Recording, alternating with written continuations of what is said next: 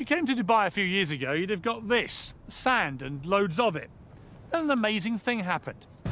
Fantasy became reality, and in the space of just 20 years, Dubai turned from desert into a jaw-dropping oasis of stone, marble, concrete, glass and raw excitement.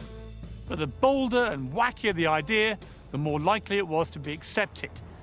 Giant islands the shape of palms that could be seen from space. And soon there'll be the world's tallest skyscraper, a modern-day Tower of Babel that slices through the clouds at almost a kilometre above the ground. Dubai has become the centre of a modern-day gold rush. But the big question for Dubai is whether this great global credit crunch is going to bite here, and whether that will turn the Dubai dream into a nightmare.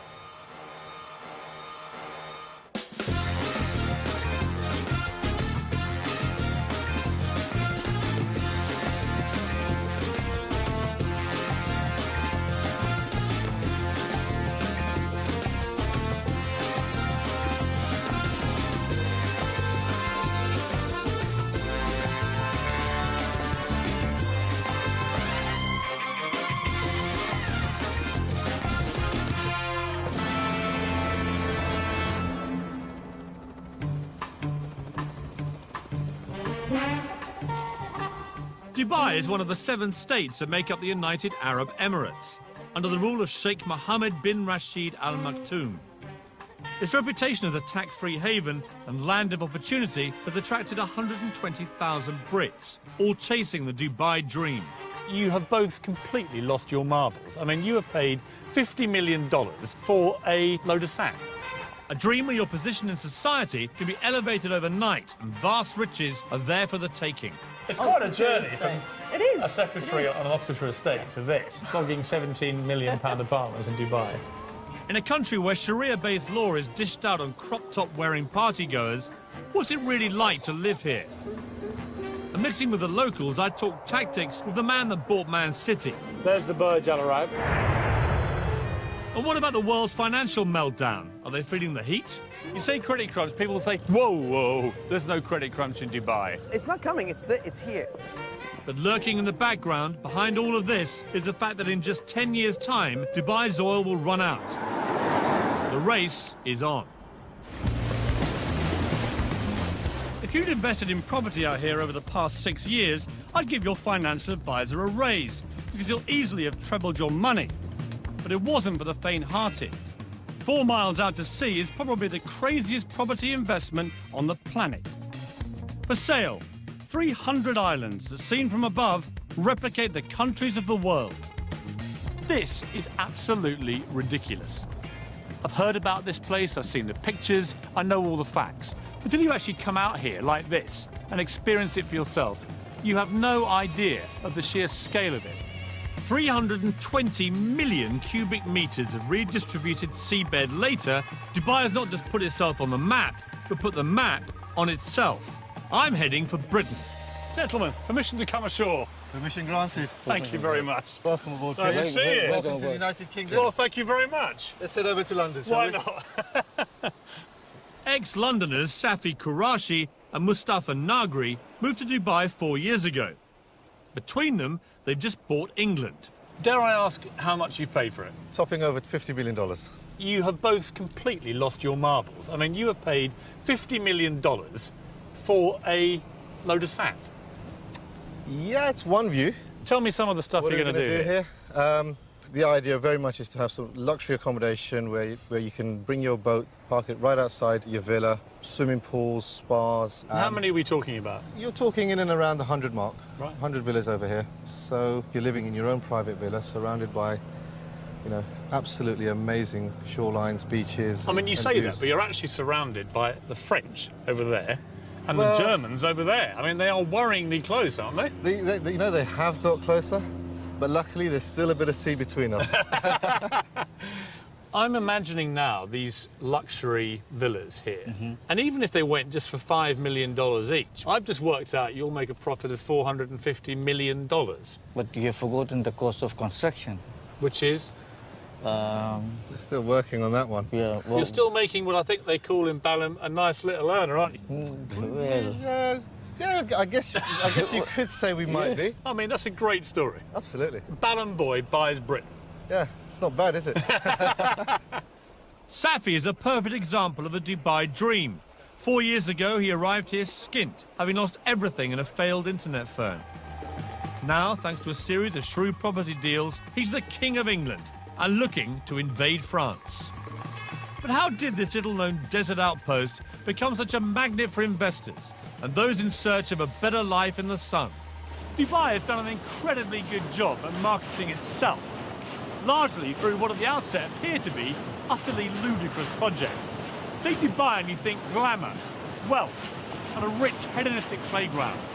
Hardly surprising then that back in Britain, wrapped under red tape, trapped under the dark grey skies, so many downtrodden wannabes think this place is utterly irresistible. Although Dubai is twice the size of London, the main action takes place in a frenzied 20-mile strip along the coast. The legendary Dubai gold rush can be traced back to 2001, when the law was changed to enable foreign nationals to own property. It coincided with the launch of the most famous of Dubai's artificial island projects, the Palm Jumeirah, which, because it's connected to the mainland, lured investors by the truckload. And my first impression is it's massively bigger than it seems from the sky. Apparently 4,000 properties were sold in the first 72 hours of the project being announced, before a brick had been laid. The weirdest thing about Palm Island is that 5 years ago, I'd have drowned by now because this was all water. Nothing quite prepares you for the sheer scale of their ideas. Palm Jumeirah is so huge, its central trunk supports 2 6-lane motorways. At the tip, 3 miles out, sits Dubai's latest 5-star hotel, the Atlantis, complete with an underwater lost city in a fish tank. The Beckhams acquired a place here, and Ashley Cole and Michael Owen followed suit, creating a Middle Eastern wag-su-mare. It may look like Brookside on the beach, but having a palm address is the ultimate status symbol. And living the dream on Frond D is Neil Petch. Neil came out here 14 years ago and now publishes the Dubai version of GQ magazine. Judging by his cars, a Bentley, a vintage Jaguar and a Ferrari, life is good. Okay, here we are, ladies. Throw in a Russian model wife and her glamorous friends, and I'd say Palm living is very good. How much have these properties been going up by in value? Well, about 4 villas on either side of me. No one lives there. People had them as an investment, and they're going up at such a rate that they don't actually need to rent it. I wish I were in that position. I mean, if you bought that one at the start, for example, what would you have paid? Well, that was probably about £700,000, 2.6 million dirhams in our currency. And what would it be worth now? 15, something like that. So around 6 times what you paid for it. Exactly. So it's been an amazing investment for people. Yeah, it makes you question your own job when you're earning a lot less than your house is doing by sitting there. And is there, like, in any development like this, is there a bit of, you know, keeping up with the Joneses? Absolutely. I mean, I've had to upgrade my barbecue several times. Dubai has learnt a very British lesson. We do like to be beside the seaside. Waterfront property commands a premium, and building out into the sea will add 300 miles to their coastline. But when we struggle to build something as simple as a Millennium Bridge, how do you create an entire city in just 20 years? I have some days when I say, you know, this is crazy. I want to go to New Zealand. I want to live in a farm, you know. And when you built it, how do you make sure the rich come flocking? This is ridiculous. I mean, how many towels are there? Why would you need 100 towels? And at the world's only 7-star hotel, I sampled the Dubai dream for myself.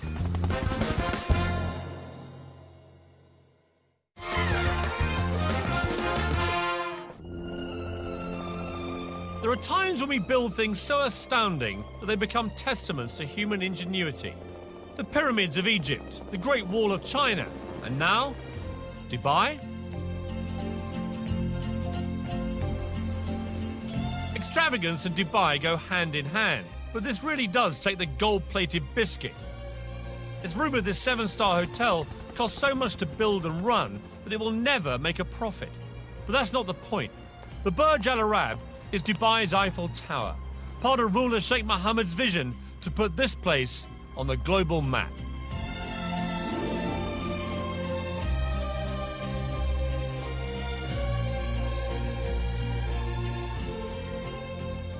The best rooms here will set you back 12 grand a night and come complete with one of the hotel's 16 white Rolls Royces and your own personal manservant. They boast that they cater for every whim at the Burj Al Arab, and that's certainly the case with me, because I spent my entire life waiting for a bed where I could go to sleep looking at myself.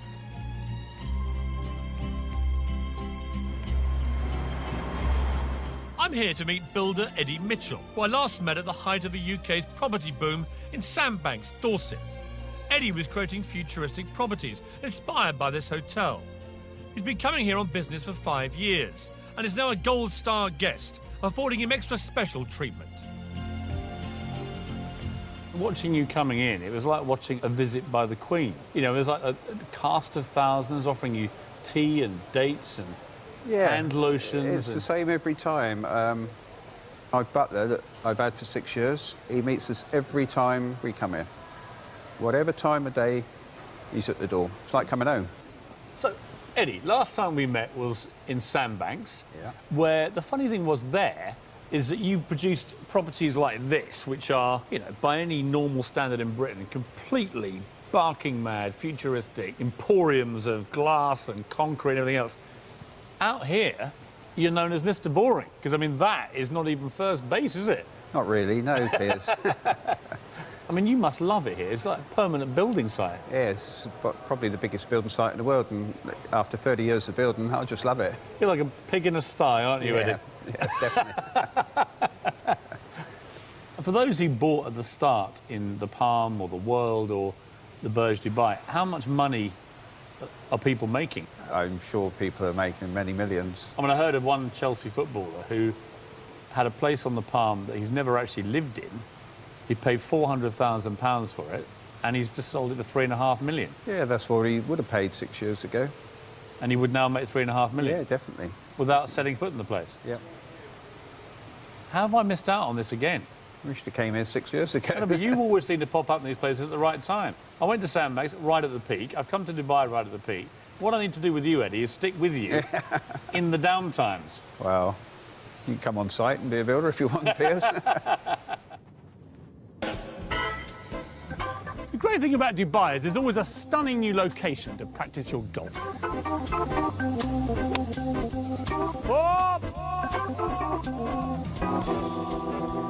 But you wouldn't have thought you could practice your skiing as well. This is Ski Dubai. It's 45 degrees centigrade out there, and in here, -4. In fact, it's absolutely bloody freezing. The thing about Dubai is that the crazier the idea, the more likely it is to be accepted. There are many extraordinary feats of construction underway in Dubai at the moment. A few more remarkable than this. It's going to be the biggest theme park in the world. It's going to be 107 square miles. Or to give you some idea of perspective, bigger than Birmingham. But even more extraordinary is the fact that they boasted that the catchily named Dubai Land would be finished into 7 years. Achieve that in the current economic climate, and I'll eat my sunglasses. This is a model of what the theme park will look like, and quite frankly, it's one of the most breathtaking things I've seen in my entire life. There are going to be life-size replicas of the Taj Mahal, the Eiffel Tower, the Egyptian pyramids, even Big Ben and the Houses of Parliament. There's a Las Vegas-style strip, only it's 4 times as big as Vegas. There's only one word for this: bonkers. But in Dubai, biggest is best. This humongous fish tank is built inside the world's biggest shopping centre, next to, yes, you're way ahead of me, the world's biggest building. I've been to lots of tall places in my life. The Empire State Building, Eiffel Tower. I worked at Canary Wharf for 10 years. But I've never, ever seen anything quite like this. The Burj Dubai is already 720 metres tall, making it the highest building in the world. But the really scary thing Is it still growing? Probably the most unnecessary sign of all time. Please don't lean on the doors. The sheer bravado of this structure beggars belief. They're even adding a new story every 3 days. It's another part of Sheikh Mohammed's plan to make sure Dubai stands out. The final height is still top secret, but the ambition is to be almost double the height of the next tallest building on Earth. The Earth's vanishing. I've never been this high in my life anyway. Mr. Ali Alabar, the fifth most powerful man in Dubai, is chairman of Emaar, the government-backed construction company building the tower. So we're right in the middle here on floor 160. We're 611 metres up. Yeah. There's still, as I can see, I mean, there are 20, 30 floors more already under construction. Yeah. Does it wobble, this? I mean, does it move around? No, it doesn't move much. Do you know how far? I think if it moves maximum, probably move this much. Who's going to be here? I mean, who will be on these floors? I think indeed these are office floors. People have bought private apartments here too, right? Correct. Yes. What was the most expensive one, do you know? A whole floor could probably cost you about $45 million, a whole floor. Oh, bargain. Yeah, it's a bargain compared to London prices, of course. You know Sheikh Mohammed better than many people. How would you describe him? I've been with him 15 years, and there are times when his energy is so unbelievable. This building here, the first time we've designed it was 90-story, and the meeting was 1 minute. And His Highness said, no. I said, okay. So I did, I think, about 120. He said, no. So I just brought a chart of all the tall buildings in the world, and I put in this building. And he said, okay, how much taller than the tallest? I said, well, we're about 40% taller. He said, good, you go.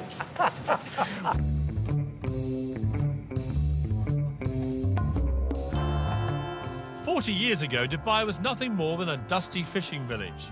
The then ruler, Sheikh Rashid, had a vision to transform it into a hub for the world, as a port and as a tax-free business centre. It was an extraordinary and bold move. The philosophy was simple: build it and they will come. And come they have. Now, under the rule of his son Sheikh Mohammed, the vision continues. Dubai often feels more like a corporation than a state. That's because just three things matter here: business, finance, and success. Unlike in Britain, where huge developments can get bogged down for years in red tape and bureaucracy, over here they can go up in months. And the reason is quite simple: Sheikh Mohammed. Whatever the Sheikh wants gets done, and fast. Of course, being able to use millions of cheap workers from Southern Asia has made it all possible. In 2007, accusations were made of slave labour conditions, so Sheikh Mohammed set up a confidential free hotline for construction workers to report any abuse. As a result, conditions have certainly improved. But each year, UAE workers send home an estimated £4 billion in wages, so a recession in Dubai would have serious global implications. But trying to get anyone to actually talk about the possibility of economic downturn here in Dubai was like trying to get blood out of a stone. I turned to Michel Kanu, a billionaire businessman from the 9th richest Arab family in the world. Are you totally sold into this vision, or are there going to be problems, do you think? Well, now there's going to be a lot of economic upheaval globally, and it's going to come and affect us. See, no one mentions that here. I know. You say credit crunch, people will say, whoa, whoa, there's no credit crunch in Dubai. In the Arabic culture, to say something, if you say it out loud, there's a perception that it'll happen. So we don't even call cancer cancer, we call it the disease that can't be mentioned.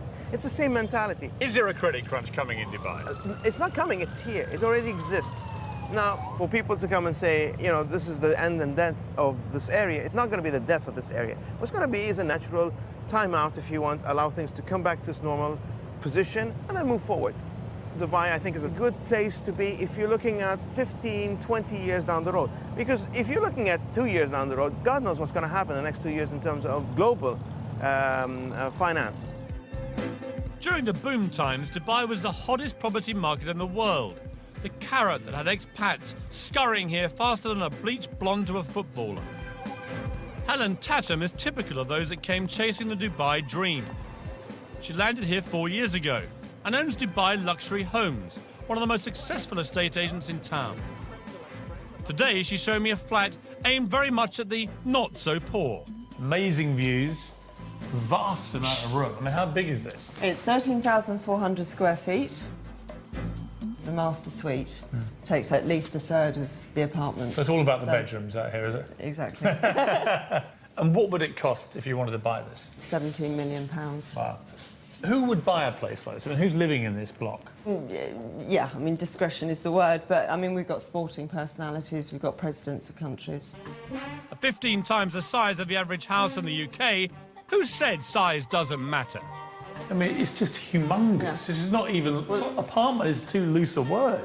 Well, this is... Hello! I mean, it echoes. I mean, it's unbelievable. I mean, look at it. It's not a kitchen, it's a restaurant. That's the children's bedroom. Of course it is. How silly of me.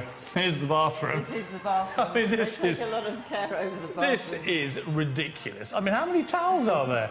There must be 100 towels in here. Why would you need 100 towels? I mean, it is just opulence on an almost regal scale, isn't it? It is.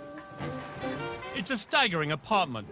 Perfect for your average multi-millionaire. It's a great view. Amazing view. But maybe not so good for a billionaire. Which is why the next phase will have its own heliport on the roof. That is going to be just going for a higher level altogether. That's going for your billionaires rather than just the millionaires. And it's going to have its own helipad, and you know, they're working on their own immigration so that you can just jet in and... Well, literally, so some Russian oligarch just lands on the roof, and out come immigration officials. Right. Yeah, incredible. What's a nice girl like you doing, flogging £17 million apartments in Dubai? I don't know, it just happened 4 years ago. Set up my own real estate company, and what were you doing back in Britain? I worked on a country estate in Oxfordshire. Doing what? As the estate secretary. You're a secretary? Estate secretary. Estate secretary, sorry, I don't want to diminish your role, but I mean, it's quite a journey from a secretary on an Oxfordshire estate to this. Yeah. And you're now glimmering in diamonds and Rolexes and stuff. So life's been good for you, right, Helen? It has. Thank you. And that's not the half of it.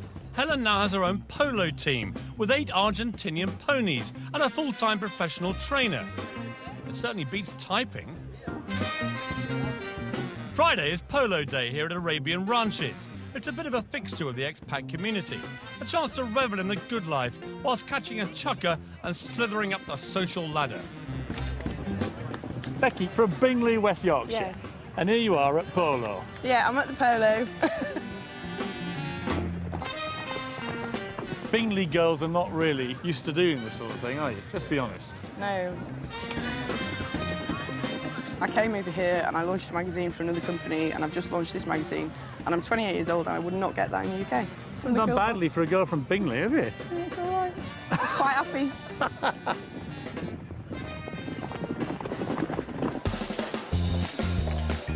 It's easy to get drawn into the good life in Dubai. Like the buildings that are going up, somehow out here, your expectations are, well, just higher.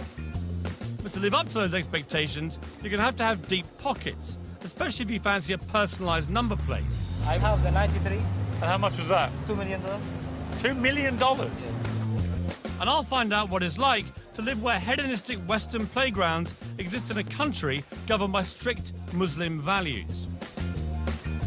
And what happens when you cross the line. Do you live in permanent fear that a wrong word could see you on the next plane back to Britain deported?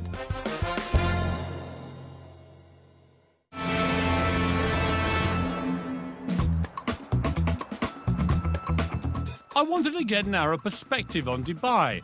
Fortunately, the man that bought Manchester City, Dr. Suleiman Al Fahim, has a house here. He's made a fortune in property and is the Alan Sugar of Arabia, with his own apprentice-style TV show and even his own catchphrase. Impress me. When he said he'd show me around the city, I didn't realise he meant in his own private jet. He impressed me.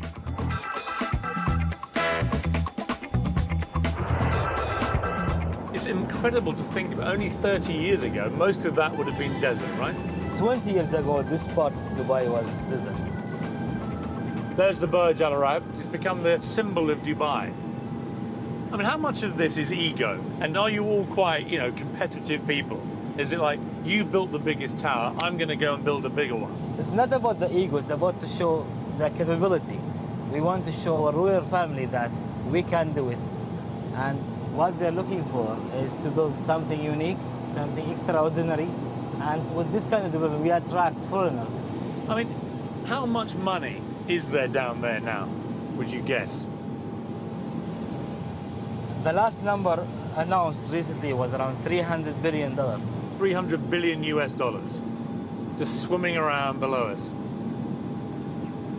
I was told your very first major project here, you made 150 million US dollars on that deal. Is that right? Yeah, that's right. And you cleaned up. I mean, you made 150 million bucks. The good thing, once I came with... You're allowed to smile when I say that figure, by the way. I know to you it's not much money. To me, I mean, this is like unbelievable. What's it like being a billionaire? You look like you have a lot of fun. You're always smiling. Yeah, you really enjoy it. For us, we don't really enjoy with money and cash. We really enjoy with family. It's about more cultural friendship between the family relationship and the friend relationship. Now that's a family I'd like to get into. I wonder if he has any single female relatives. So we've seen the city from the air. Now it was time to see it at ground level, in the world's only Versace Lamborghini Murcielago. Dr. Suleiman paid $600,000 more than the standard car for this designer model to ensure he cuts a dash on Dubai's highways. The big thing in Dubai is about number plates, isn't it? Yeah, number plates is very important. Your one is 737. Is that a valuable one? Yes. But the 2 digits is more important. I have the 93.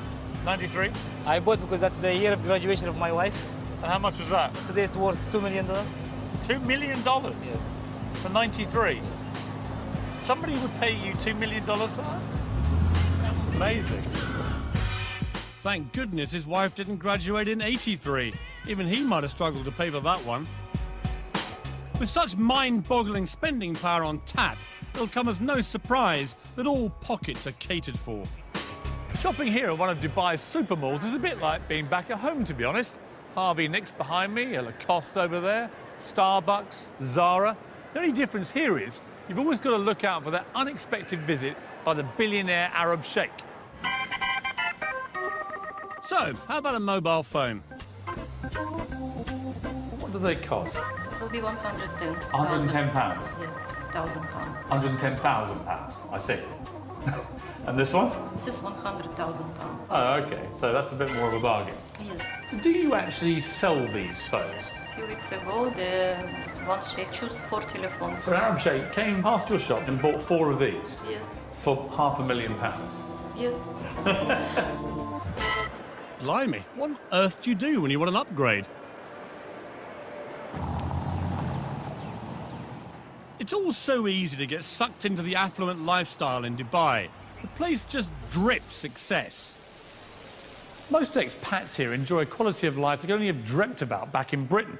Vast villas, sprawling staircases, giant swimming pools and personal maids. They spend their days enjoying the leisure at 5-star hotels like this, and their nights at parties covered by the society pages of Hello magazine. Small wonder then that so many start to feel, well, a little bit grand. After all, back in Britain, they were minnows. Here in Dubai, everyone's a whale. Tonight's the Hot 100 party, an annual event where the local version of Hello magazine draws up a chart of all the movers and shakers in town. In the main, it's the likes of spa managers and boutique owners that make it, but it's taken very seriously. If you're in, you're in. And if you're out, you may as well be in Goodbye magazine. You've made it. You haven't. Well, actually, I may have. I've just been speaking to the editor. There's this whole sort of strata zone that you get into when you get into the Hot 100. I mean, it's quite cool to be considered, like, hot. And apparently none hotter than yours truly. Well, the hottest thing that I found at the Ahlan Hot 100 party is Mr. Piers Morgan. Welcome. Hello. Expat life here revolves around the 50 or so 5-star hotels. That's because once inside, you never need know you're in a country where alcohol is frowned on, it's illegal to kiss in public, or be gay, or share a flat with your girlfriend. Dubai knows it needs Westerners to succeed, and so deliberately turns a blind eye to goings-on, providing they go on the private property of the hotels, a kind of expat bubble where life is good and intoxicating. The Barasti Bar is a regular expat haunt. It's not far from where a couple of Brits were recently arrested for having sex on the beach, although I believe that might be illegal back home as well. Enjoying herself in a slightly more legal way is 46-year-old mother of two from Birmingham, Karen Brady. Dressed to kill tonight, Karen. Always, always. Is this your nightly This is garb? generally, yes. Generally. Less is more. Less is more. Less is definitely more. And what's it like, I mean, the nightlife here? Every single night you can party without fail. Come out here, party. It's like non-stop. And you get drunk? Frequently. And are you making loads of money here? Absolutely loads, millions. So you came for the money and the parties? Absolutely, yeah. In what Absolutely. order? Well, first money, then the party. And what's the man scene like here? I'm not looking for a man, I'm just here enjoying myself. I've been married all my life and I'm not doing that anymore. But you go on dates here and stuff? Sometimes, yeah, I do, yeah. I like to have dinner with intellectual men, but I generally don't fancy them. Right. Well, we should go for dinner then.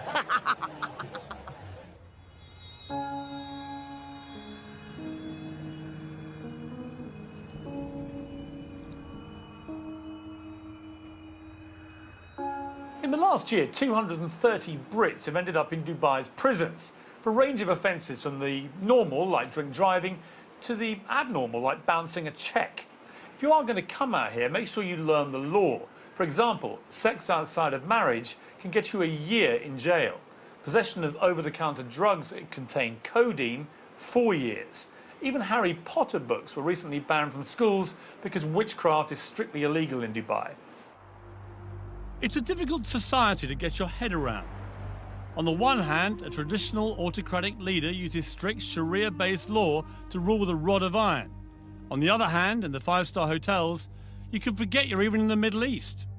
But the two cultures exist side by side in parallel universes, and except for at the shopping malls, rarely mix. Consequently, the expats live in fear of making a silly mistake or inadvertently breaking a law that could, with a swipe of the pen, see them deported. I drove into the desert with blogger and ex-journalist Alexander McNabb. He's been living out here for almost 20 years and has first-hand experience of what happens when the two cultures clash. It is. It's like being on the moon, isn't it? Amazing. When I first moved here, that was in the early 90s, I came out here running a magazine which was shut down because I criticised the wrong guy's computer. It was a computer review mag, and the computer didn't work. And so we said the computer doesn't work, which in retrospect was probably naive of me. Or to tell the truth. To tell the truth. But it offended a man who happened to be related to a man who happened to be in a position to do something about it. So my office was sealed by the Ministry of Information. Now, the great thing about Dubai today is that actually probably can't happen. Is it relaxing, the censorship? Is it getting easier? Yes, it is. If you can stand up a good story where a government department has behaved appallingly, I think you've got a chance of running that story. When I first came out here, you wouldn't have done. So you're now seeing allegations being made against some quite big figures in government and corruption investigations going on that were unthinkable here. It's a process of change. If you're in the media out here, as you are, do you live in permanent fear that a wrong word could see you on the next plane back to Britain deported? Are you wary about what you're telling me, for example? No, I don't think I have that fear. I might be horribly wrong, but I don't think I have that fear. I don't live in fear. I don't live in fear of saying what I think. Oh, don't worry, I've just seen 2 quad bikes with a couple of government officials nipping over that dune. It's you they're after. They've been listening, haven't they? Part of the problem lies in the fact that the Sheikh can change laws virtually overnight. Tenants and landlords who ignore the villa sharing ban could be fined up to 50,000. While we were filming, in an attempt to stop overcrowding amongst unskilled workers, it was decreed illegal to share property with anyone except close family. If you're thinking of coming out here, make sure you do your homework. Disconnecting water and power supplies. Super. I'm off to meet an old friend, Patty Parfit. She moved out here with her son Harry after separating from her wayward husband Rick, guitarist of Status Quo. She'd been out here on holiday and thought Dubai would be the ideal place to change the status quo and mend a broken heart. A year on, however, and the Dubai dream is turning sour. Nancy, hello. how are you? Hello, I'm good, thank you. How lovely to see you. And you, how are you? The last time I saw you was on a status quo tour bus. We don't talk about that. Welcome to my home. So this is your lovely piece of Dubai paradise. This is nice. this is our little hacienda. So this is the lounge. Yeah. This four-bedroomed house is typical of the expat family lifestyle out here. Inside landscape gated communities are miles from anywhere. So this is the kitchen. Thankfully for the neighbours, it's detached. So, Paddy, you're in a very nice place here, but it's half an hour inland.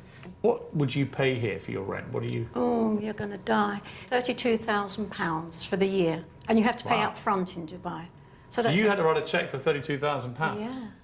Yeah. For a year's rent in advance? Yeah. See, that strikes me as pretty expensive. It is. I mean, it's ridiculous So rent. your rental is up for renewal. What are you going to do? I'm taking it for 6 months, and then I just see how I go there. And what are they going to charge you for that? £27,000. What? In 1 year, they've nearly doubled it? Yeah. So, be warned, if your employer's not subsidising your rent, you'll be in for a nasty shock. It's terribly expensive in Dubai. It If you get this really idea of is. this wonderful tax-free haven, Yeah. everything's dirt cheap, so it's not really like that. No, and, you know, I don't want to spoil anybody's holiday or dream to move to Dubai, but you really got to look at it, because it's not all what it's cracked up to be. People who are watching this are going to be thinking, I quite fancy coming to Dubai. Yeah. And yet you seem to have fallen slightly out of love with the dream. Yes, I have, haven't I? Oh, God, where do I go now? I do miss my friends. I do miss my family. And it is difficult to meet people over here because everybody's, basically, it's family. And when I go out, I am a threat. I bet you are. How old are you? 57. I mean, that is amazing. Yeah. Recently divorced. To a rock star. Blonde bombshell. Used to be with a rock star. You are public enemy #1 to these women. Fantastic. That's rock and roll. So what does the future hold for Dubai? I'll be looking at the changing face of society here as it opens its doors wider to Western values. Could their secret defence against the credit crunch come down to a few familiar faces? Try some of these. God, that's disgusting. And just how much are they prepared to spend to make sure Dubai does become the greatest city in the world? Eyelid will be getting millions. Multi-millions. Multi-millions.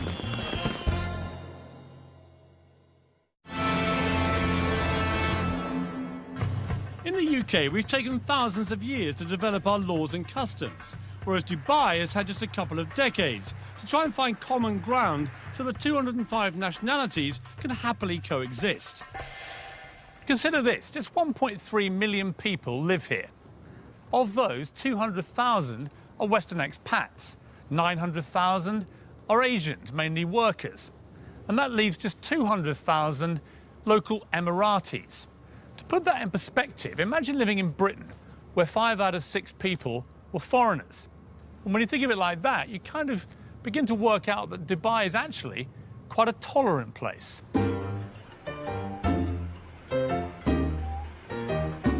It's a sign of Dubai's willingness to welcome foreigners into its midst, to keep moving forward. And someone taking full advantage of that acceptance is Derek Khan. Oh, it's very good. Derek, a former fashion stylist to pop stars like Salt and Pepper and Snoop Dogg, is today better known as an ex-jewel thief. What happened, very stupidly, I pawned jewels. And of course, pawning, you don't pawn what is not yours. And I dug myself into a nightmarish hole. I would have to go take one piece of jewel, go to another company, and lied, basically, to get another piece, and which I pawned, and it became a circle, a nightmare circle. And you got a 2-year prison sentence. Yes, I did.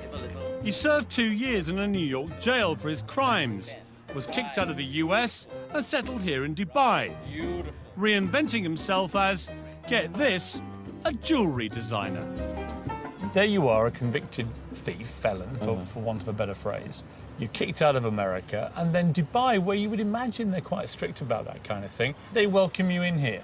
I was accepted into Dubai because I think I was very straightforward with what I had done. I was very straightforward in who I am, and they kind of saw what I can do. You're also fairly unique, Derek. I mean, there aren't many Dereks in Dubai that I've met.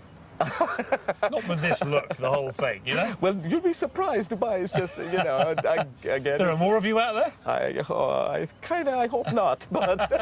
Put it in, give me a little swing. What I hear everywhere is that if you do this, you're out. If you do that, you'll be deported. So what I haven't found is any real evidence they actually do this. I mean, do people get chucked out of Dubai? Well, of course they do. You know people who've been deported? Well, no, I don't. That's the point. I mean, I don't know anyone who's been deported. But, you know, the thing is... There seems to be a collective fear of being deported without any evidence anyone ever is. Well, listen, the collective fear works because guess what? I can open my car, and especially from New York City, I could never dare leave my computer in the car. I do it all the time. I leave my doors unlocked at home. You think that the rules are a small price to pay, really? For... Oh, a very small price to pay. You know, it gives you that sense of security. And I couldn't be happier here.